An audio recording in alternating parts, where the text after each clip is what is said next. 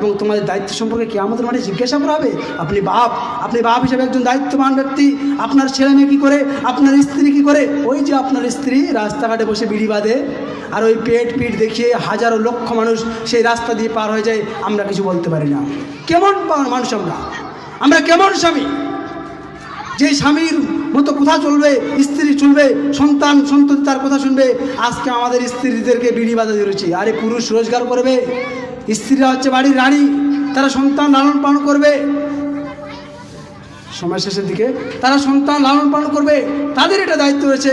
কিন্তু আমরা আজকে যোগ্য মানুষ হতে পারিনি, আমরা ইসলামকে ভুলে গেছি, আমরা কাপুরুষ মানুষে পরিণত হচ্ছি। অতএব আমাদেরকে উচিত যে এক নম্বরে পরিবারটাকে ইসলামিক পরিবার গড়ে তুলতে হবে। পরিবারে কোনো গান বাজনা স্থান দেওয়া যাবে না। ওই যুবকদের পাবজি যারা খেলছে, এরা আজ থেকে 10-15 বছর পরে এই সমাজ চালাবে। ওরা কী তৈরি হবে? ওরা লুচ্চা তৈরি হবে, ওরা লাফাঙ্গা তৈরি হবে। এই